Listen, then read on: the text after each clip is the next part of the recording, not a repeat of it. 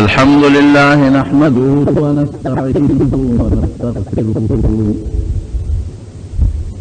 ونستغفره ونؤمن به ونتوكل عليه ونعوذ بالله من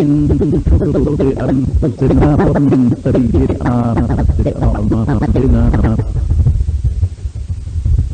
من يهده الله فلا مضل له ومن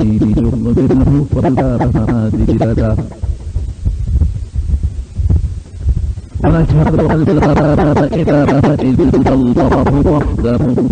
لا شريك له ونشهد أن سيدنا وحبيبنا وشفيعنا وسندنا وسندنا ورحمتنا مولانا محمدا عبده ورسوله أما بعد فقد قال رسول الله صلى الله عليه وسلم لا يؤمن أحدكم حتى أكون أحب إليه من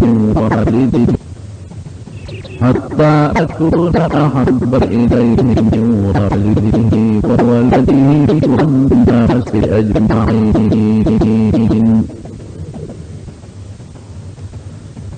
السلام دستی صفات بیان شروع او دلته دغه ټولو بیانونو مقصد درته بیانوم چې موږ د حضور پاک صفت د هغې سیرت او د هغې لوی شان بیانو. لکه تېره جمعه ما د حضور پاک لوی شان ذکر کړی دی. د دې مقصد څه دی؟ مقصد یې دا دی کہ دا بندگانو فضلونو کی دا حضور پاک عظمت پیدا شي، لوی او دا فطری تقاضا دا کہ دا چا عظمت او بلغی دا چا پلک پیدا شي نو هغه سره مینه پیدا شي، او چې مینه دا چا سره پیدا شوه نو بیا بری دا هغه شکل دا هغه جامه دا هغه اخلاق او دا هغه کردار خوښي داغه تابعداري پکې. نو د حضور پاک د لوی شان د بیان مقصد دا شو چې د موږ مینه پیدا شي او د مینې مقصد د نبی علیہ السلام تابعداري ده. حضور پاک پخپله فرمایي چې ترڅو یو انسان ته زه د خپل پلار نه او د خپل اولاد نه او د ټول انسانیت نه زیات خوښ نشم تر هغې پورې دی مسلمان نشي جوړېدی. مسلمان به اله مسلمانی چې د په زړه کې د خپل مور او پلار او بچو د هر چا نه د نبي علیه السلام سره زیاته مینه دی نښه ده. یو موقع کې حضرت عمر فاروق رضی الله عنه نبی علیه السلام سره ناست دی، د محبت بیان شروع دی. حضرت عمر وی د الله رسول زما تا سره د هر چا نه زیاته مینه ده، خو یو ګورې د ځان نه مې د سره مینه زیاته نشته، ځان مې ډېر خوښ دی. نبی علیه السلام وی کلا عمره داسې نشي کېدی. حضرت عمر چې سوچ وکړ وی صاحب خطا شوی ومه، زما د خپل ځان نم تا سره زیاته مینه ده. دا خو سړي ته هسې ظاهري ځان خوږ ښکاري، لیکن چې په حقیقت کې سړی سوچ وکړي نو صحابو به د نبي علیه السلام نه په دې خپلو سینو غشي راتمبول او په دې خپلو لاسونو به د نبي علیه السلام نه غشي تمبول، او چې دا صحابو به سرونه قربانول دا د پیغمبر علیه السلام په حکم. خدای خو هغوی نه لیدلی، یا اوس چې څوک د الله په لار کې سر قربانوي او مال ورکوي نو مونږ خو خدای نه دی لیدلی، مونږ ته خو د هر څه نبي علیه السلام ویلی دي. چې سوچ یې وکړه چې واقعي مونږ خو خپل سر قربانو او حضور پاک بچ کو او د هغه په حکم خو مونږ مال بچي اولاد سر هر څه نه تیر یو. پته ولګېده چې زمونږ مینه محبت دا د نبی علیه السلام سره د خپل ځان نم زیات دی. حضرت ابو بکر صدیق رضی اللہ عنہ تاسو تماویلو چې دې پړومبیو مسلمانانو کېو چې کله د مسلمانانو تعداد یو کم څلوېښتو ته ورسېد د نبی علیہ السلام ته یو سوال وکړه وی صاحب اوس خو موږ لږ ګڼ شو یو کم څلوېښت کسان شو نو د دې ایمان دا اواز د کافرو د ډلې په دا میانس کې ونه کم وی نه ابو بکر ما ته لا دا حکم د خدای نه دی شوی وی صاحب اجازت راکا نور صبرېدی نشم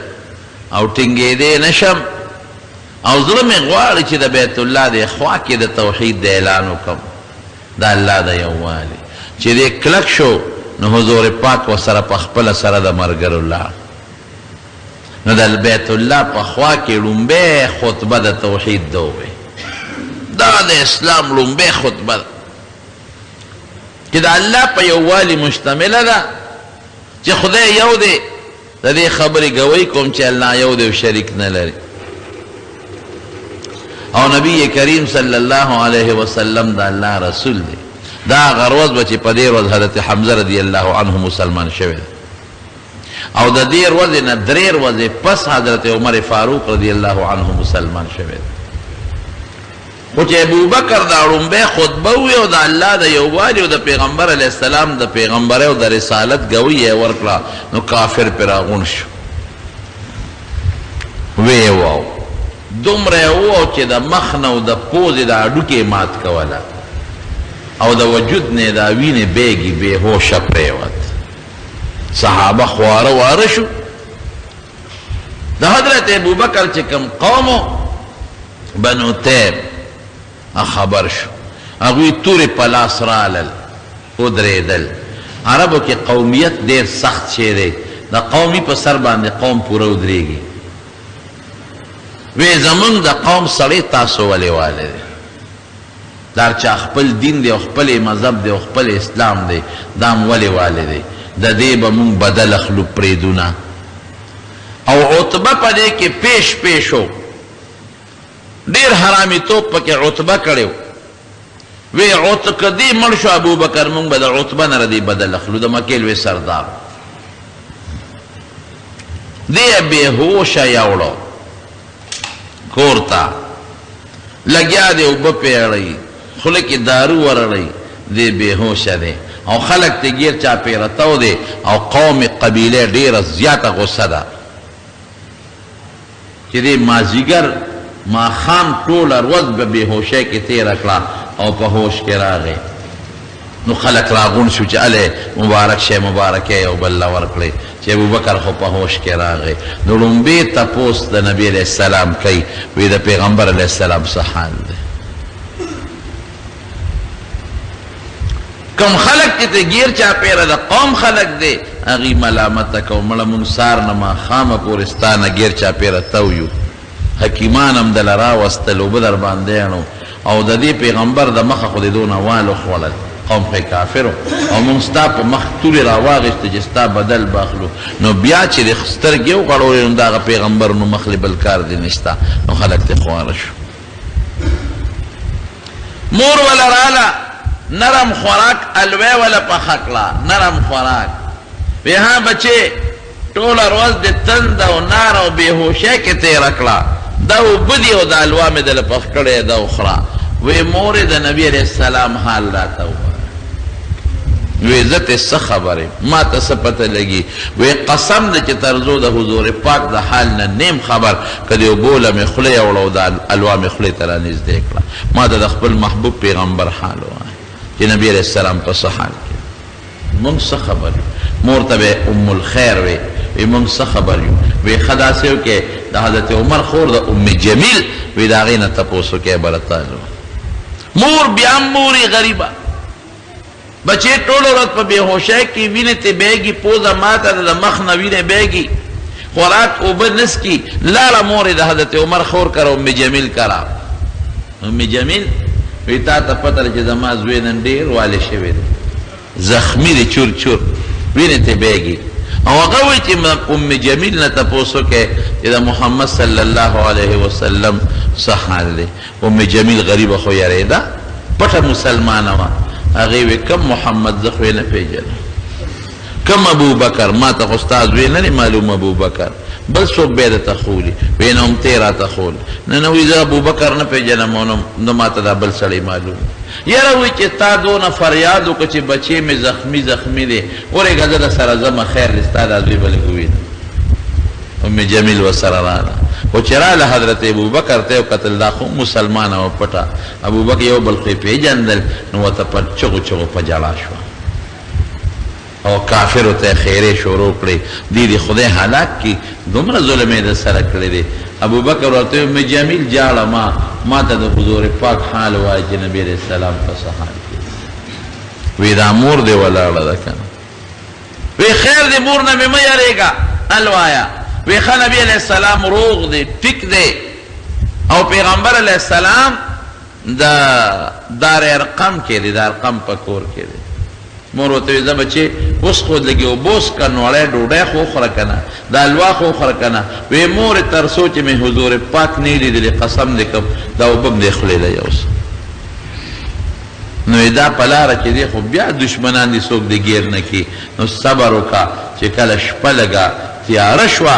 نو اوچت یې که روانه یې کړه. حضور پاک له بوته دار ارقم ته چې وردننه شو نبي علیه السلام د دې حال ته وکتل او دی وینو ته وکتل، نو دی پیغمبر علیه السلام ته ورتر غاړه وته حضور پاک ډېرې یو بل ته وژړل، ډېرې وژړل. ابوبکر ورته څه وایي؟ وایي د الله رسوله مه جاړه، زما په درد او په تکلیف غمجن کېږه ما، زما د قسم په خدای وي چې ته مې ولیدې زړه مې یخ شو، بس غم لاړ دل ختم شو. دا محبت و دا نبی کریم صلی الله علیه وسلم سره دا مینه و د حضور پاک سره، دې ته محبت وایي. یو ځل نبی علیه السلام وفرمایل وی درې څیزونه زما خوښ دي، طبعي انسان طبعي شی خوښي کله. یو مې خوشبو خوښه ده، یو مې مونځ خوښ دی، د زړه یخوالی مې په مانځه کې دی. یو خوشبو مې خوښه ده، یو یخوالی، او یو مې نیک او صالحه جنتي ښځه خوښه ده. حضرت ابوبکر صدیق زر ور پاسېده، وی د الله رسوله زمام درې څیزونه خوښ دی، ستام درې خوښ دي، زمام درې څیزونه خوښ دي. د الله رسوله یو مې ستا مخ خوښ دی، چې ستا د مخ ته نیغ نیغ ګورم په دې ډېر خوشحالېږم، دا مې خوښه ده. دویم مې څه خوښ دي؟ دویم مې دا خوښ دي د الله رسوله چې زه درته نه وایم او زما جیب کې لاس منډې او زما د جیب نه شی اخلې، دا مې خوښه ده. او دریم مې دا خوښه ده چې زما لور ستا په نکاح کې ده. دا درې څیزونه مې خوښ. یو ځل یې وفرمایل حضرت ابوبکر صدیق، وی زما په زړه کې یو ارمان دی، ارمان که دا مې خدای پوره کړ. بیبي ورته وایي څه ارمان دی؟ وی زه یم چې ما دا خپل مال ټول په نبي علیه السلام ولګولی، خو چې زه مال نبي علیه السلام له ورکوم زما لاس به بری د هغې لاس به ښکتی.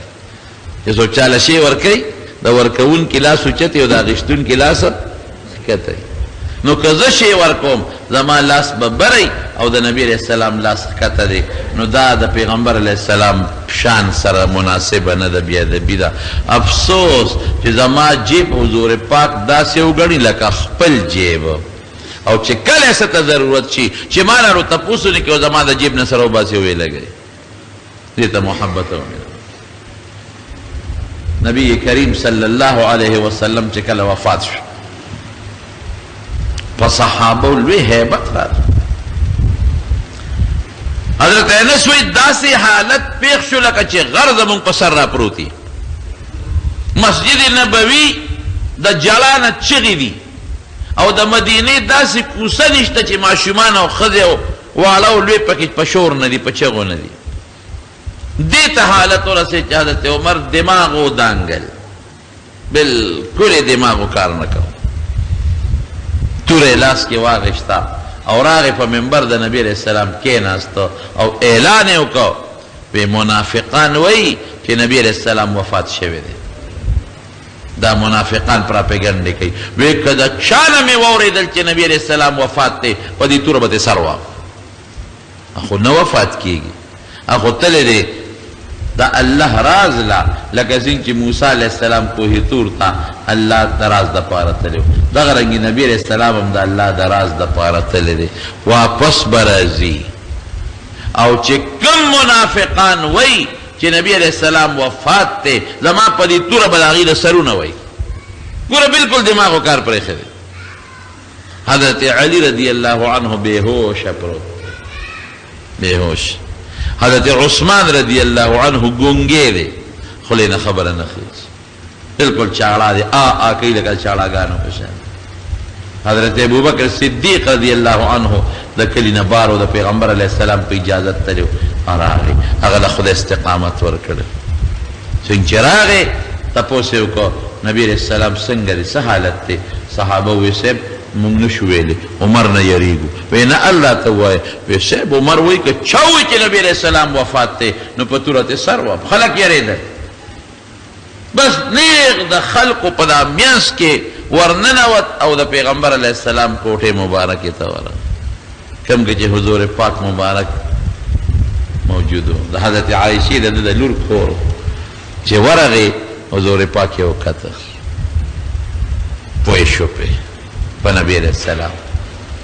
او پیور پریوتو پا دی تندی باندې خکل کر وا خلیلا وا صفیہ اے زما دوستا اے زما محبوب پیغمبر دا اللہ خالص دوستا طبت حی و میتا پا جن سخ کلی او پا مرگ سخشتے سخ کلی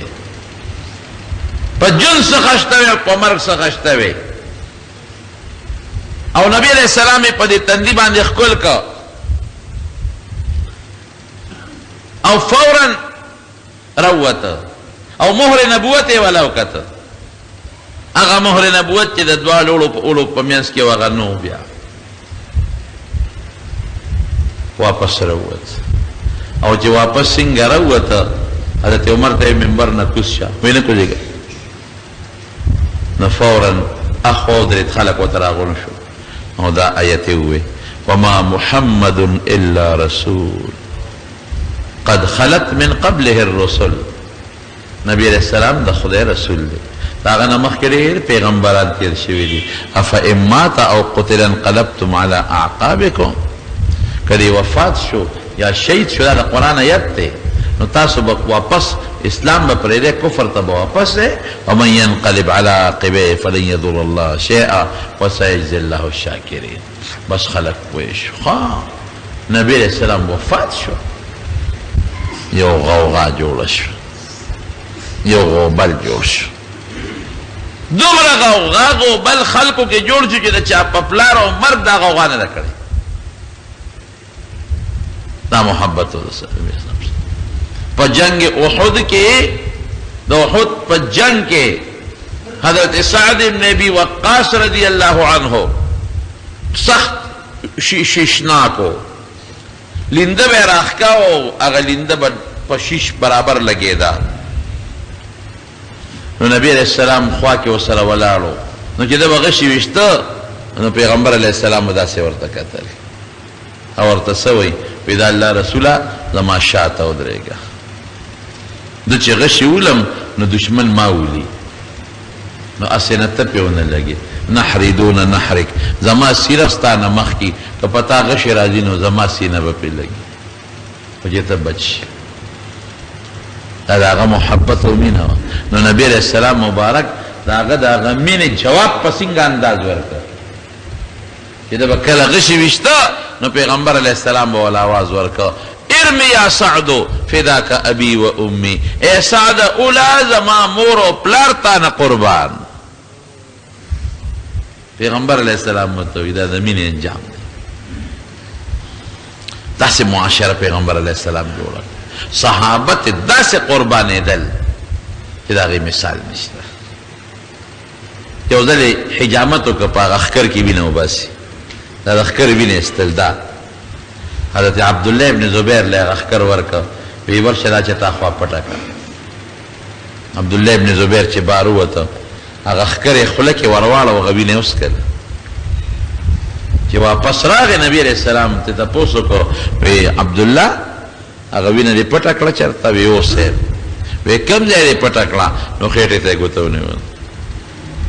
الله رسول ستا وینه ستا د وجود یو ذره ابه زه په لختو کې غورځوم،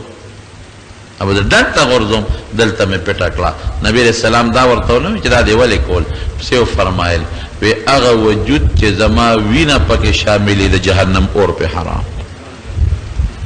دا محبت دی د نبی علیه السلام. په احد کې یو وخت کې کافران صحابو د پیغمبر علیه السلام سره یو اجتهادي غلطی رااله، بس کافر لگی شو، بس یو حمله کې کامیاب شو اور صحابه به کې شهیدان شو. په مدینه کې ښځو ته پته ولګېدل، یو ښځه په منډه منډه را روانه ده چې څنګه مخامخ راورسېده پیغمبر علیه السلام لا، نو فوراً یې تپوس د نبي علیه السلام وکړو. وی د پیغمبر علیه السلام څخه چا ورته وی هغه پرېږده پلار دې مړ شو شهید دی، هلته دی هغه د پلار پروت دی شهید دی.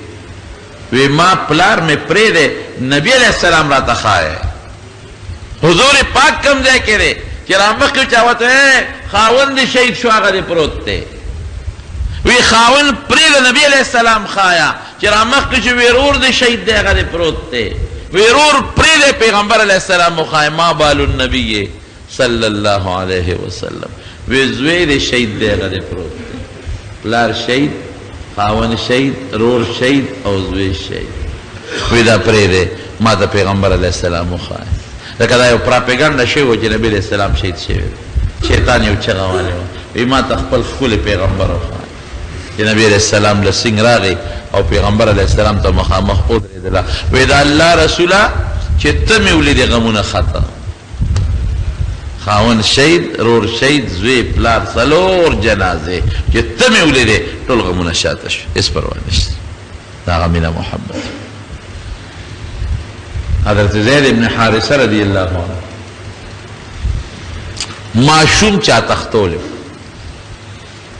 پخوا دا رواج ډېر زیات و. ماشوم به وتختو چاته خرڅ به کړ، غلام به شو.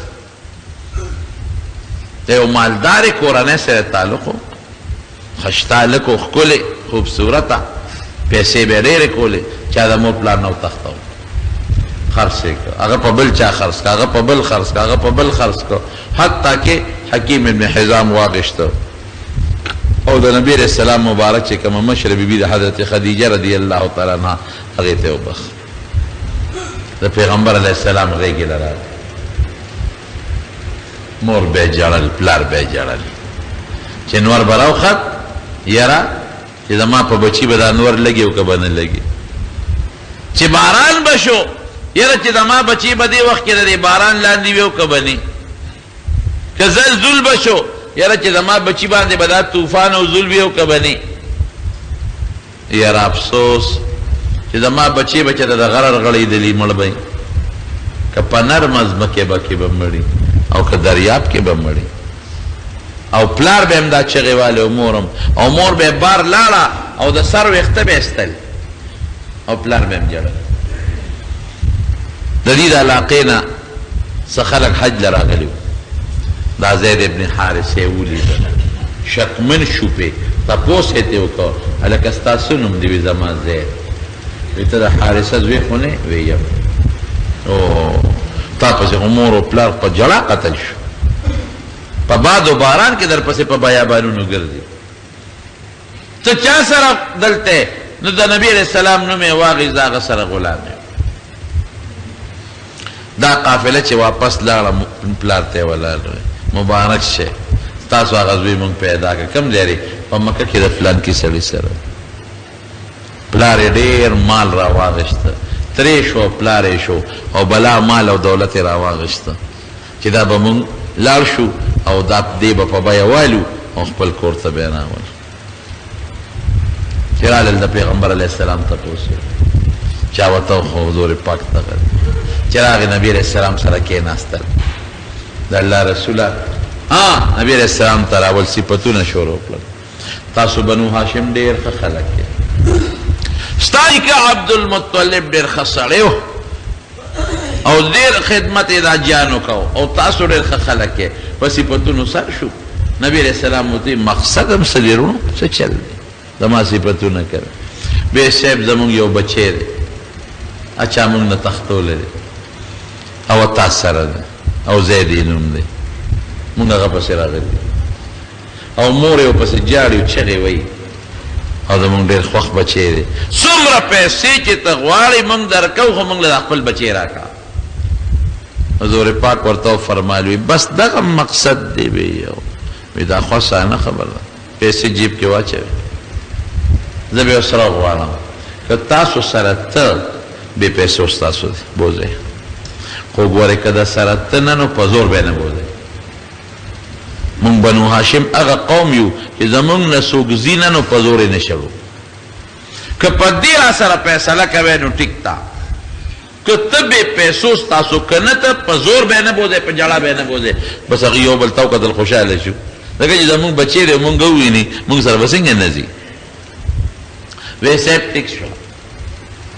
پیغمبر علیہ السلام زید ابن حارثه پسې ولېږل راویې غوښته چې راغی وی زیده دا پیژنې دا څوک دی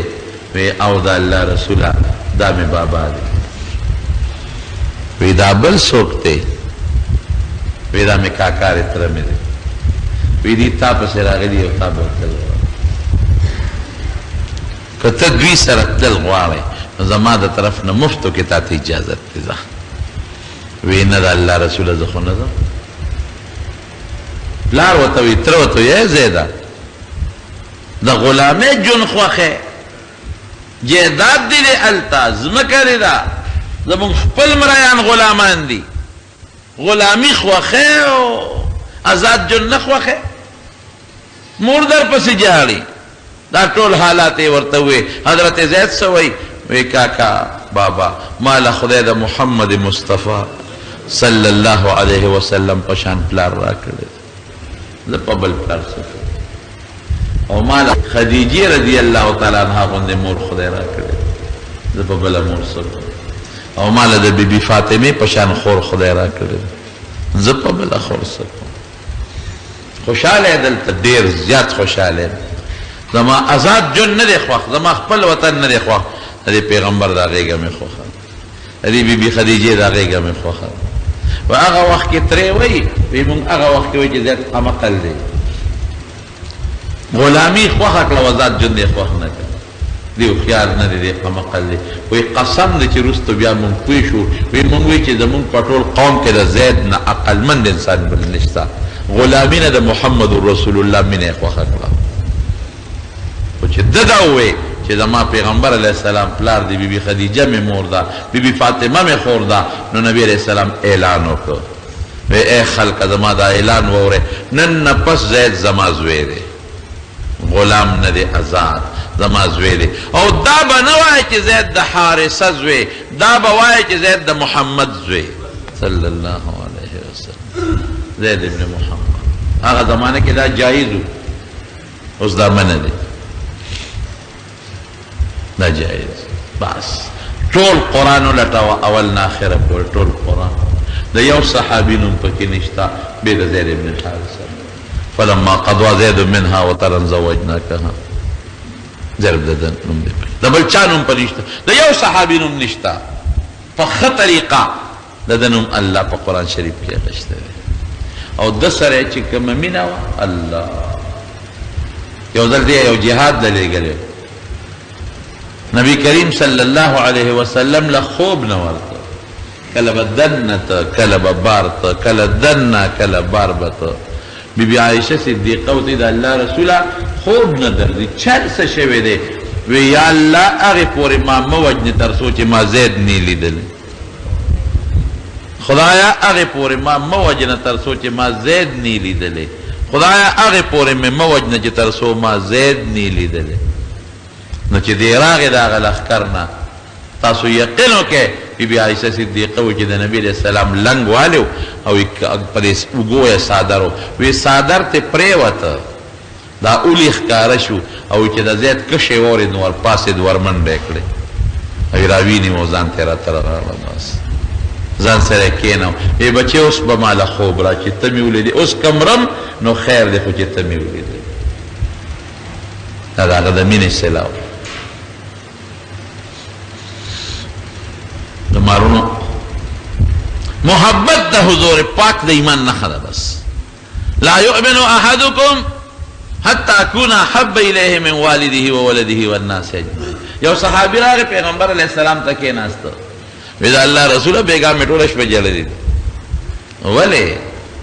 نو وی جنت ته به تم ځې مونږ هم خدای بوځي خو جنت کې خو ستا مرتبه به ډېره زیاته اوچته وي مونږ خو به لاندې یو نو جاړم په دې چې مونږ له خو دنیا ښه ده مونږ په جنت څه کوو چې تا پکې نه یم هغه جنت به څه کوم چې تا پکې نه یم ما له دنیا ښه ده چې تا خو پکې نم که ستا مرتبه به اوچته وي زمونږ به لاندې ملاقات به نه کېږي په هغه جنت بس حکم حضور پاک وفرمیل المرء مع من احبه چې د سړي په دنیا کې چا سره مینې نو قیامت کې به هغه سره ملګری اس فکر مه کوه دارونه صحابو زندگی و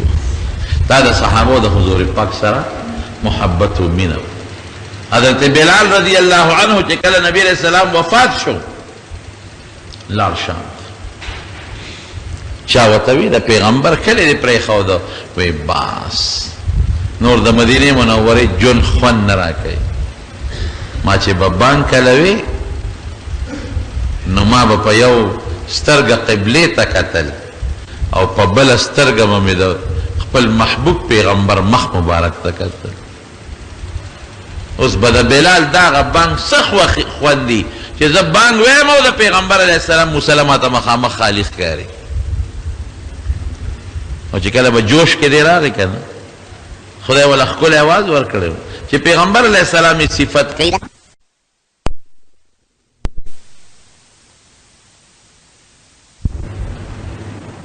نو شپږ میاشتې پس په شام کې خوب ولید په خوب کې نبی کریم صلی الله علیه وسلم سره ملاقات نو نبی علیه السلام ورته فرمایي ای بلاله دا بې وفایي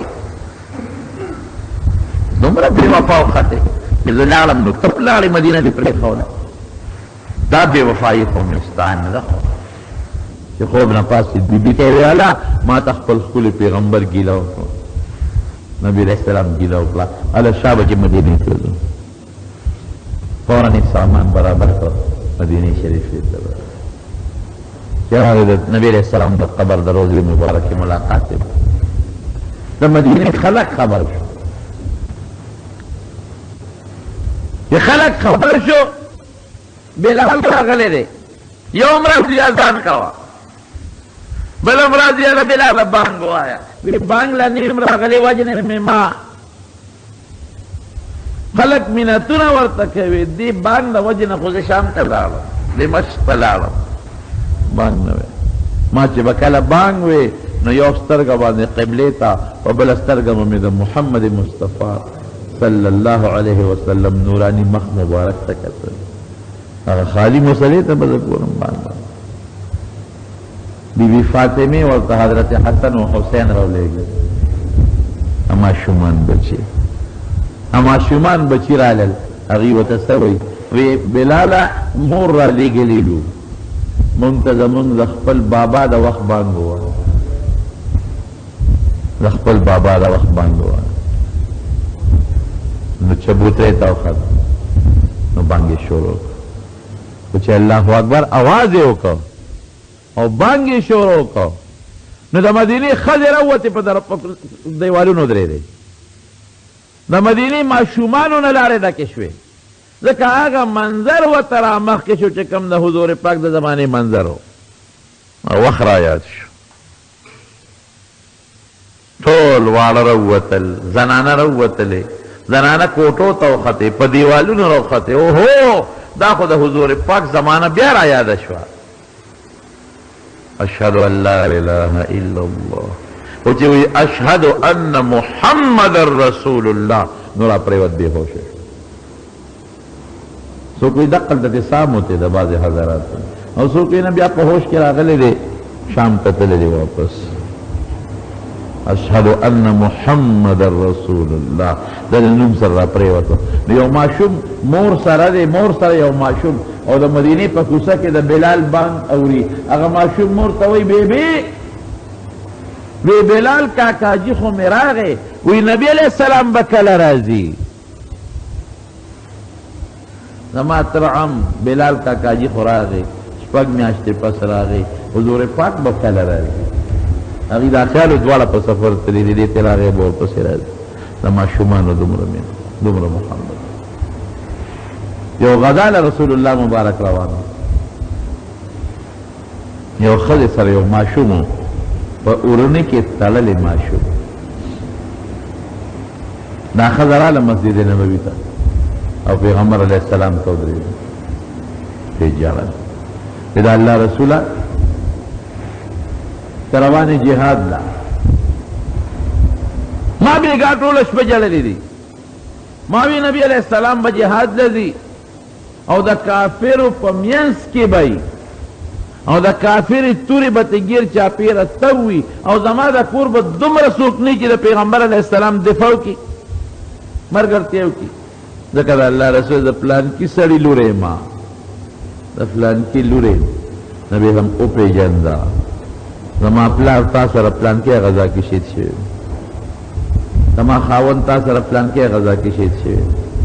زما رور تا سره پلانکي غزا کې شهید شوی دی نبی هم وپېژنده زما د کور څوک شته نه ټوله شپه مې خدای ته ژړلې دي چې خدایه زلمي مې نشته چې دې پیغمبر علیه السلام سره ولېږم او په جنګ کې د نبی علیه السلام مخې ته ډال ونیسي زلمي نشته دا ماشوم بچی مې دله راوستی دا زوی مې د پوټینې دې ځان سره یوستی نبی اسلام په دې ماشوم سوچ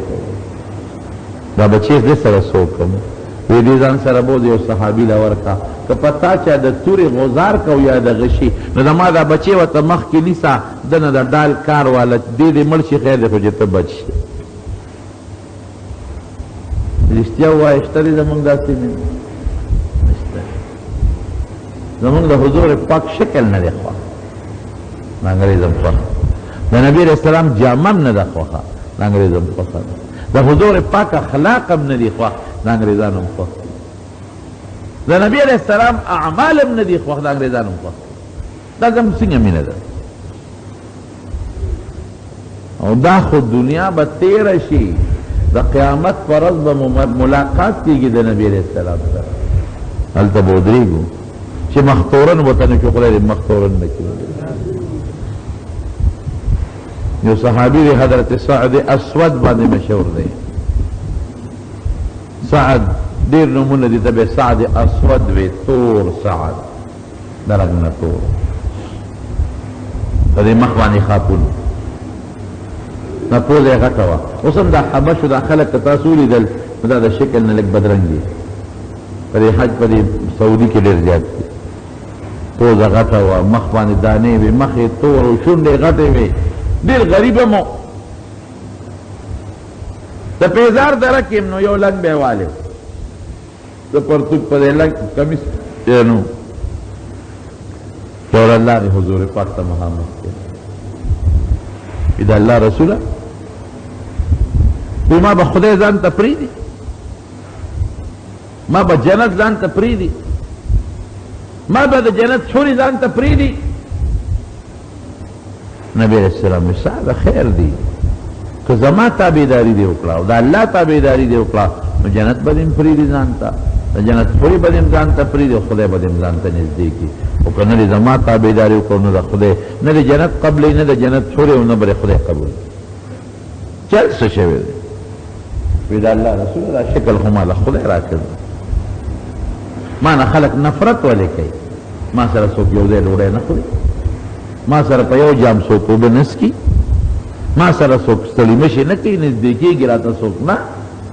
دا شکل ما له خدای راکړی دی لیکن نو یاد ساته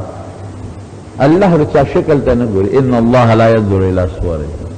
تا شکل ته خدای نه ګوري شکل تور دی او که بدرنګه دی عمل ته او زړه ته خدای ګوري زه په دې پریشان یم چې دنیا کې ما نه خلق نفرت د دې شکل د وجې نه کوي، نو په دې پریشان یم چې اصله د قیامت پر ورځ خدای رانه نفرت ونه کړي چې دا تور ما ته مه رانږدې کوی او جنت رانه نفرت ونه کړي او د جنت شورې دا ونه وایي چې دا سړی زمونږ نه دی ښه.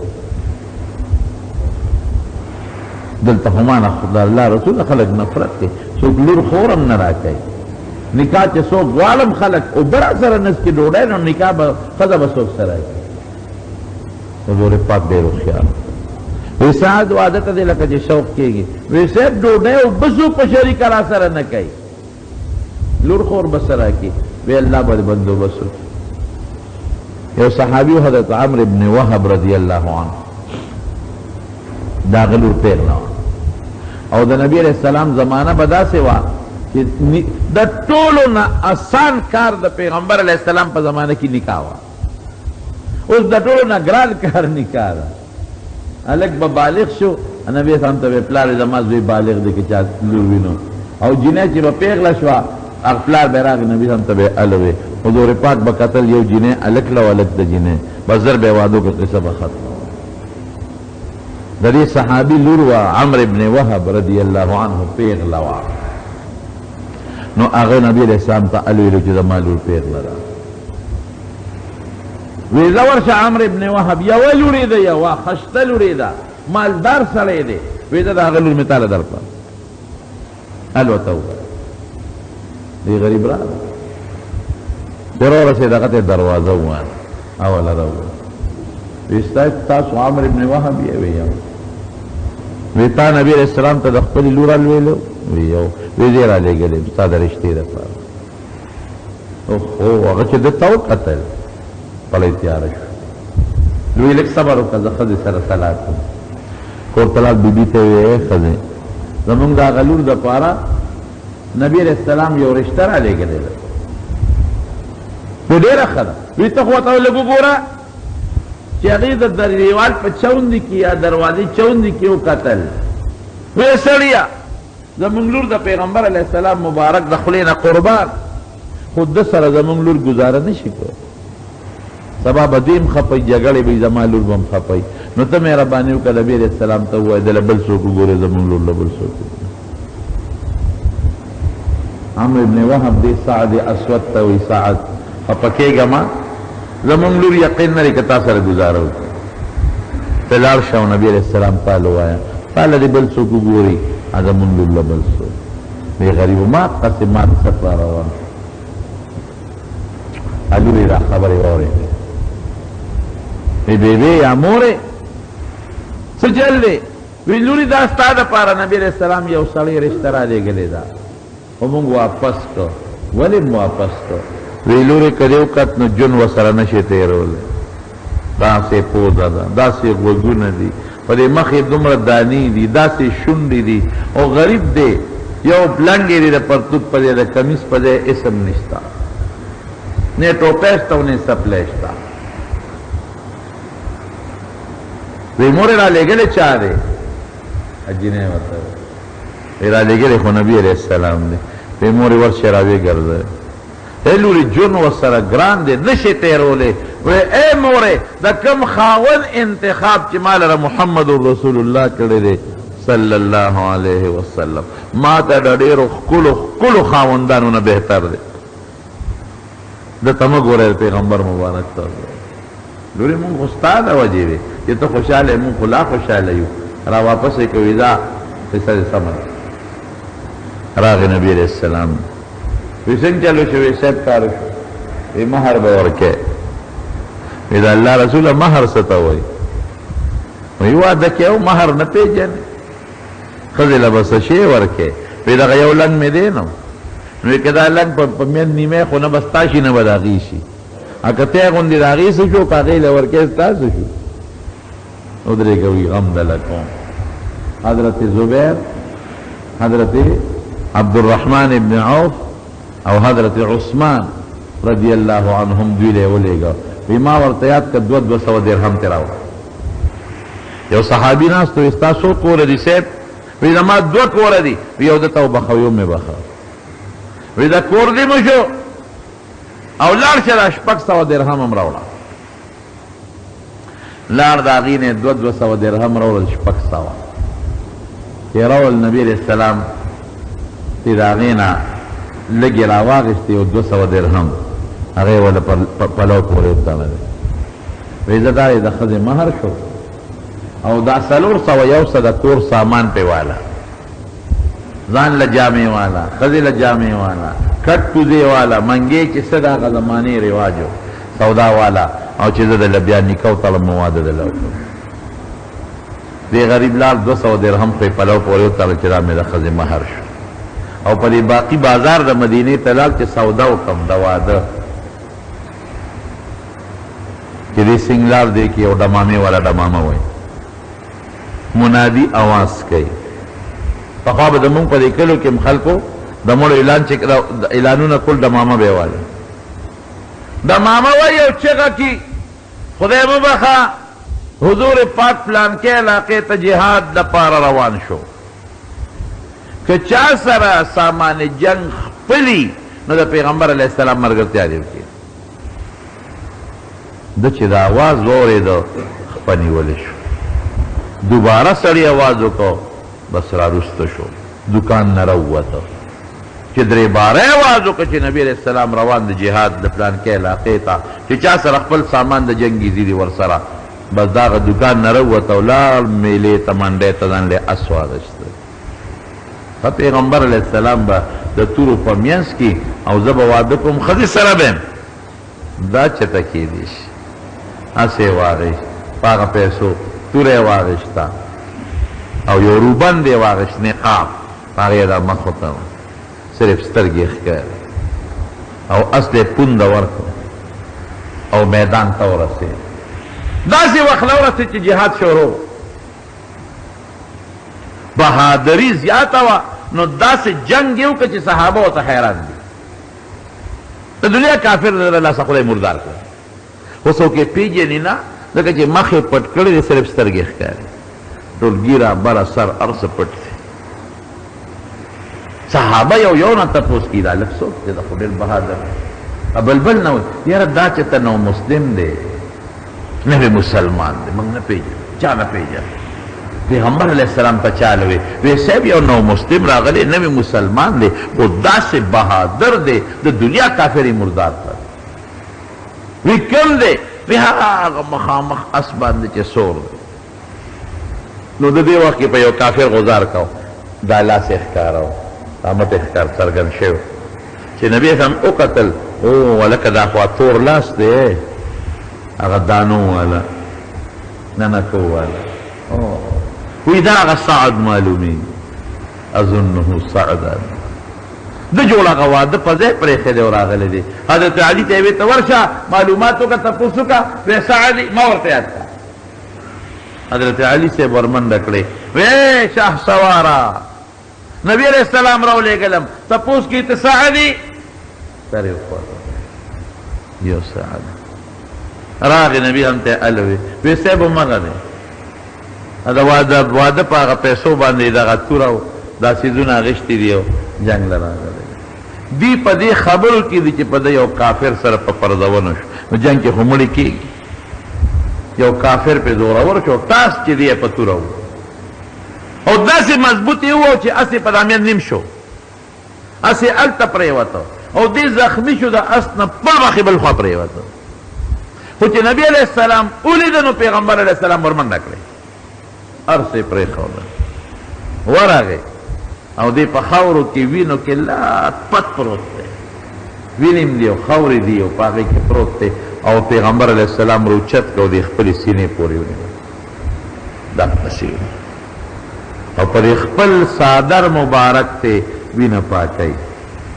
او دا مخ وله پاکوي او دا تندې وله پاکوي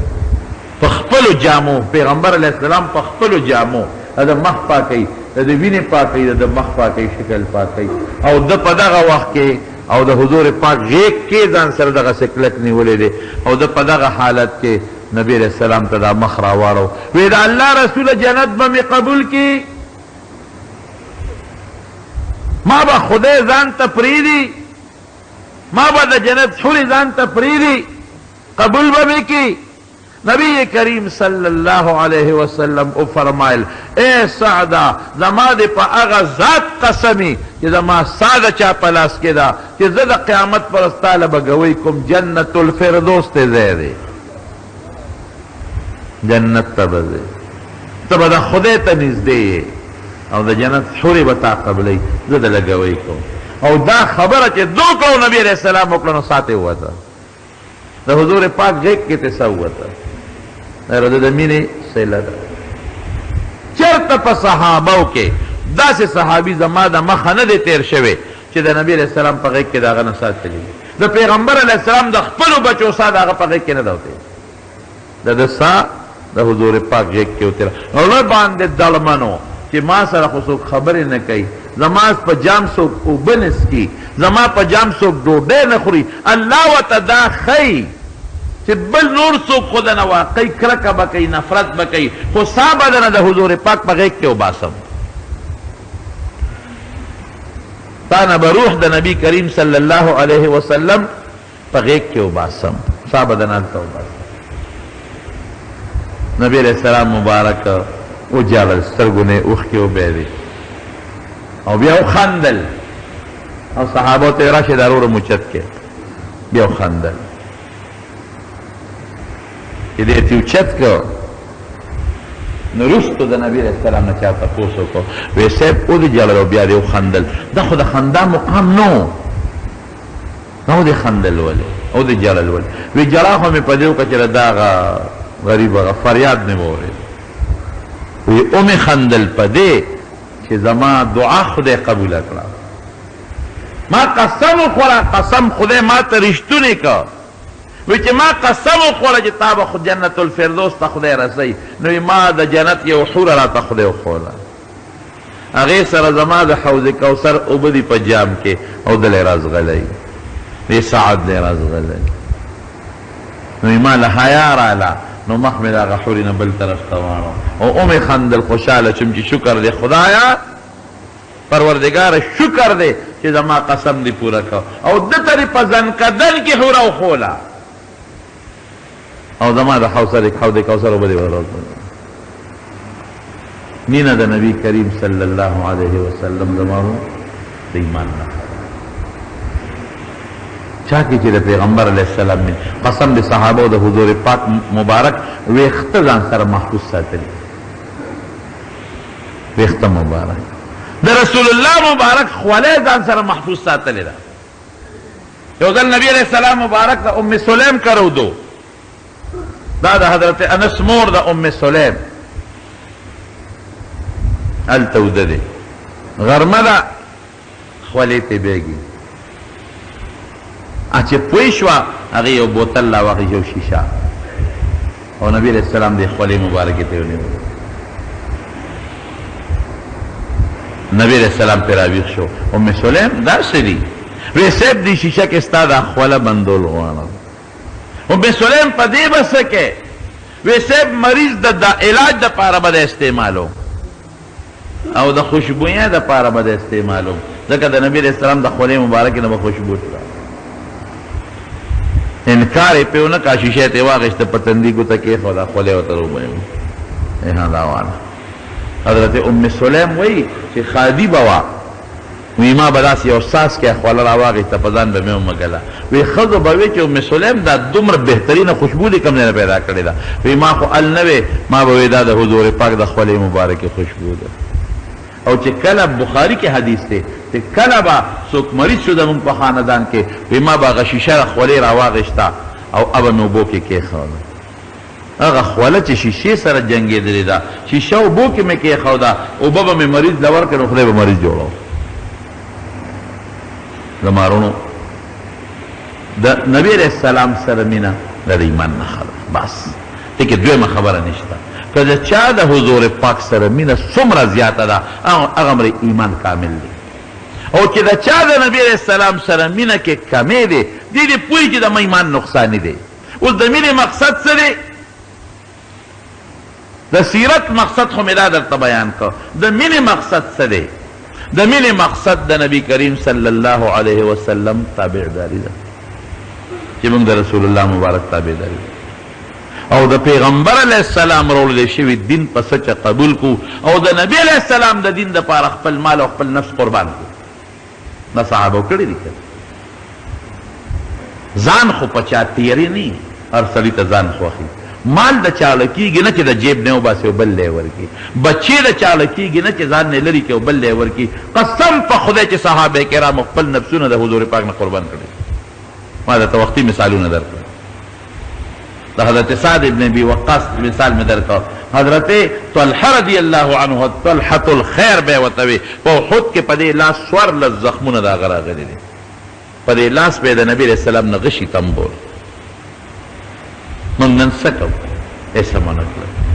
موږ په ګرمۍ کې د اوړي په ماسپښین کې جومات ته مونځ نه ځو،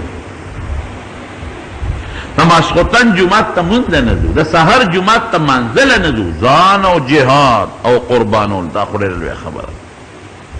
جهاد خو مونږ ته داسې ښکاري لکه چې دا یو بس یو ناشنا شی دی. مال د خدای په لار کې مونږ ته ورکول خو داسې ښکاري لکه چې بس لاړم برباد شو، مال مې برباد شو. بچې د خدای لار ته وقف کول خو ما ته داسې ښکاري لکه یو ناشنا شی که ملا درته وایي چې ناروره مال به م د خدای په لار کې قربان دی. صحابو کړي دي. قسم دی چې ضرورت براغې د نبي علیه السلام چندې چې پیغمبر علیه السلام غوښتل جهاد دپاره یې غوښتل صحابو کې. بیا د نو حضرت ابوبکر صدیق به ټول مال راوړو میدان کې به یې کېښود. حضرت عمر فاروق نیم راوړ مال راوړو میدان کې یې کېښود. نبي علیه السلام دې تپوس کړي د مال د چاړه کې ابوبکر څومره مال دې راوړو، عمر څومره دې راوړو؟ صاحب نیم مې راوړو، نیم مې بچو ته پرېښود، ښځې بچو ته. ابوبکر تا څومره راوړو؟ الله رسوله چې کور مې سمندر ټول مې راوړل. ولې حضرت ابوبکر لیونی و، هوښیار و، عقلمند و، پوه و. ټول دې راوړل، بچو ته دې څه پرېښودل؟ وی الله او رسول مې ورته پرېښودل. دې ته مینه وایي. نن مونږ ته جهاد خدا سے ښکاري چې ملا درته ذکر کوي بل څه او مال د خدای په لار کې ورکول او بچې د خدای په لار کې وقف کول دا موږ ته یو ناشنا شی ښکاري. بلد نه یو دې څیز سره، توجه مو دې څیز سره نشته، پیغمبر سره مو د خولې مینه د زړه مینه نشته. دا اکثر بیان کې ویم دا قرآن خو زمونږ د ټولو دی. قرآن زمونږ د ټولو دی، خدای زمونږ د ټولو دی، پیغمبر یوازې د ملا دی که د ټولو دی؟ شریعت او اسلام د ټولو دی. زمونږ قرآن پورې څونه حته کېږي؟ اسم مونږ حکمران طبقې نه دې طبقې پورې ونیسه. ستا قرآن انګریز په لیټرین کې وغورځاو. اخباراتو کې راځي لیټرین کې د مسلمان مخ کې ستا قرآن غورځولی دی. ستا قرآن په امریکا کې اوس وځولی شو او علل اعلان وسوځو، اعلان یې باقاعده وکړو چې په پلانکي تاریخ به زه د مسلمان قرآن سوځوم. دا یو چیلنج شو، د مسلمان ایمان چیلنج شو. عربو نه عجمو پورې ټول مسلمانان یې چیلنج کړل. هغه ظالم پادري وی زه به نن د مسلمان قرآن په پلانکي تاریخ به زه سوځوم او ویې سوځو که ویې نه سوځو. اوس یې بیا اعلان درته کړی، اوس یې بیا اعلان کړی دی. خبر ته تاسو نه ځان ته خبر کې هغه تاریخ چې بیا راځي وی زما په وخت کې چې څومره قرآن شریفونو ټولو ته به تیلې واغلو. مونږ امریکې سره بایکاټ قدرې ونه کړه، مونږ امریکې ته ګیله قدرې ونه کړه. مونږ د امریکې د مصنوعاتو نه زموږ بایکاټ خو به حکومت کوي، زه خو نشم کولی. زموږ ګیله خو به حکومت کوي، زه خو نشم کولی. نو د امریکې د مصنوعاتو نه ما بایکاټ قدرې ونه کړ. او د امریکې هغه څخه غنم مونږ ټولو خوړل. ګنده غنم چې څومره د امریکې را روان دي هغه هم قبول کړل که قبول هم نه کړل. د پاسه پې غټ درته لیکلي یو ایس ای ایډ فرام یو ایس ای. د یو ایس ای د امریکې د طرف نه دا مدد دی، امداد دی. په بوجو یې لیکلي که یې نه لیکلي راته خو لږ ووایه دا د امریکې مدد دی، امداد دی. کوم غله چې تا له هغه پلیت راجېږي نه به پکې څه شی به پکې اچوي، زهریله مواد به پکې اچوي که به نه اچوي. دا امریکې د طرف نه امداد دی، دا خیمه د امریکې د طرف نه امداد دی، دا درې د امریکې د طرف نه امداد دی، دا دارو درمل د امریکې د طرف نه امداد دی. چا دپاره؟ د مسلمانانو سیب جاذبګانو غریبانانو دپاره. الله زما قرآن زما د پیغمبر خاکی جوړی، زما د پیغمبر حتی کی، زما قرآن لیټرین ته غورځوي او چلل سره زما قرآن سوځوي. زما نفرت هم بله کې ردنه پیدا نه شو. کم از کم مسلمانانو دي کافرانو په زړه کې خو نفرت پیدا کړه. نور څه نشي کولای، نفرت خو پیدا کړي. نور څه نشي کولای چې کوم خلک د دې خلاف جنګيږي نو مالی مدد خو سره وکړي.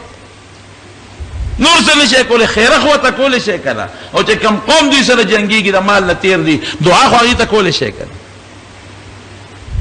مینا د نبی علیہ السلام څنګه مینا ده نه پوهېږم په دې مینا. بچی ټول یونیورسټو ته لېږم، بچی ټول په د دنیا په تعلیم پسې مې وقف کړي دي. مدرسې سره امداد زما نشته، طالب زما بدي شي، مولا ستا بدي شي، د پیغمبر په ناموس تاسو نکړل، د قرآن په بیزته تا کې جوش او غیرت را لغې. دا څنګه مینه ده؟ دا ټولې خبرې به موږ سره حساب کتاب کېږي. دا څه ده چې خبره لاړه او بس اوبو کې او خبره ختمه شوه. امارونو د دنیا جنهار څومره ته دی، که 200 ته مو رسېد او 100 ته مو رسېد ختمېدو والا ده. دا به زمونږ ایمانی، دا به زمونږ ایمانی، دا به زمونږ عقیدی چې زمونږ به د قیامت په دغه لوی ورځ د محمد مصطفی صلی الله علیه وسلم سره ملاقات کېږي. او دا پټې نه دا خبرې، دا هر څه به هغه تعالی ته په ډاګه کېږي. او بلکې دا هم درته ووایم حدیث صحیحه دی چې زمونږ اعمال رب العالمین زمونږ اعمال نبی علیہ السلام ته پیش کوي هم، او خدای ته هم زمونږ اعمال معلوم دي. نو خدای زمون په زړه کې د حضور پاک، د شریعت، د اسلام، د دین، د قرآن حقیقي مینه واچوي. او دا بدبخت ظالمان چې څومره زمونږ د ښکلي پیغمبر هتک کوي، بېعزتي کوي، خاکې جوړوي، فلمونه ترې جوړوي او ټوکې ورپورې کوي او خنداګانې کوي او قرآن پورې استهزا او خنداګانې کوي. خدای دې په خپل قهر او غضب تباه وبرباد. نور دا د رحم د قابل خلق نه دي. خدای دې په خپل قهر او غضب تباه وبرباد کړي. او کوم مسلمانان چې دې خلاف برسره پیکار دي، الله دې مدد وکړي. الله دې زموږ په زړه کې د نبی علیہ السلام حقیقي مینه کښېنوي. زموږ په کلي کې دلته څه واقع وشوه، زه خو خبر شوم. اوس بعضې کسان پکې 2-3 کسان پکې وفات هم شو. دعا وکړئ چې خدای پاک د هغوی مغفرت نصیب کړي، خدای پاک نور ورته خیر پېښ کړي. او چې څوک پکې وفات شوي دي مړه دي، الله دې ټول وبخي. او خدای دې ټول مسلمانان د داسې قسمه فتنو مصیبتونو وختونو په امن کې وساتي برحمتک یا ارحم الراحمین.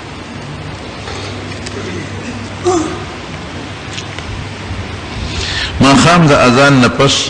د مونځ او د اذان کې وقفه څومره ده؟